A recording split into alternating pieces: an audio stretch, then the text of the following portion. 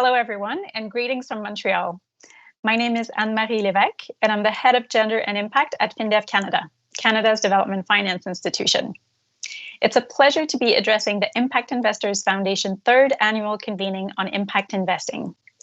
Sadly, due to the time difference, I will not be able to join you and my fellow panelists live today, but the organizers have been kind enough to give me the opportunity to pre-record my remarks. So here it goes. To the first question, what is included in gender lens investing? I would say that gender lens investing refers to any investment strategy that seeks to generate both financial returns and positive impacts on gender equality. In a private sector context, this includes access to finance for women entrepreneurs, of course, and this is often the first thing that comes to mind when we talk about gender lens investing. But it doesn't stop at that.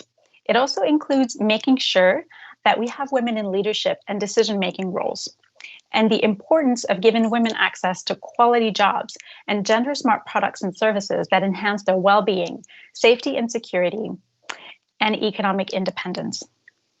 An important part of gender lens investing is also to intentionally look for and address potential negative impacts that might affect women disproportionately. This is the approach that is put forward by the 2X Challenge and that we also use at FinDev Canada. Now, how does this interact with FinDev Canada's gender strategy? FinDev Canada is one of the youngest bilateral development finance institutions, created in 2018. Our mission is to provide financial solutions to the private sector in Latin America, the Caribbean, and Sub-Saharan Africa. Our priorities are to create jobs, fight climate change, and empower women. And while all three goals are important to our mission, women's economic empowerment is a core driver of our decision-making, which is why we're proud to say that we look at all our transactions from a gender lens. Our gender lens investing approach is twofold. First, we want to steer capital towards investment opportunities that actively and intentionally empower women. This is why we are proud to be an investor in Alethea IDF, a pioneer fund manager for gender-smart investing in Africa, which is also on the panel today. The second part of our gender lens investing approach consists in encouraging private sector companies to become more gender inclusive. If we want to create real change in the private sector, we have to encourage gender-smart practices in companies and sectors where it's currently absent. Plus, it also makes sense from a business perspective.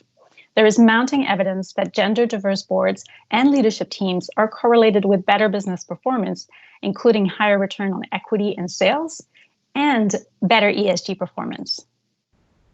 A big part of our gender strategy is also to be an advocate for gender lens investing within our industry, which is why we are founding members of the 2X Challenge, a commitment by a group of 15 DFIs to mobilize unprecedented amounts of capitals in investments that benefit women.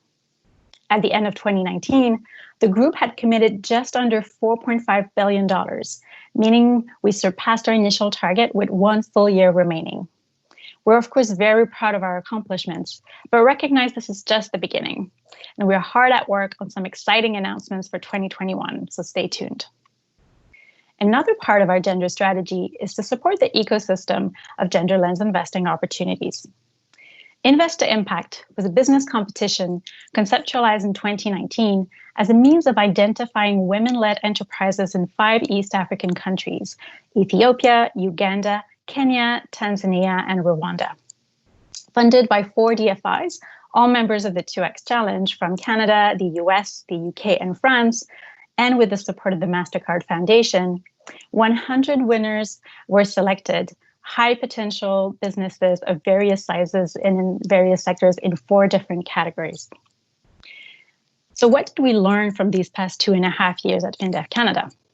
Definitely a lot, which would not be possible to summarize in one video, but I will highlight 3. First of all, is to leverage existing resources on gender lens investing. I know some of my fellow panelists will also talk about that, but let me just talk perhaps about the resources that are available on the 2X Challenge website. An increasing number of investors are now using the criteria, and so to meet this growing demand, the 2X Working Group has produced a reference guide on interpreting the criteria and applying the thresholds, but also on navigating more complex issues and questions, like how to assess the intentionality of the company beyond looking at just the numbers. and also when and how to use room for judgment. 2X also produced recommendations for investors on how to respond to the COVID-19 crisis from a gender lens. Gender lens investing can not only help minimize the negative consequences of the crisis on women, but also improve decision-making and increase resilience to future shocks. So now is not the time to leave gender lens investing aside. On the contrary, now is the time to double down on our efforts. Another important learning, especially for ecosystem building, is that money isn't everything, and there's a big need for non-financial support as well. For example, our Invest to Impact cohort has been hard hit by COVID-19, with nearly 80% of our winners reporting that they will require additional financing in the next year. Interestingly, our winners were almost as likely to report that they also need advice from a mentor who understands their industry well and can give practical advice. And this is why the second phase of the project, which is kicking off now, will provide more in-depth business advisory services to help the entrepreneurs improve their investment readiness.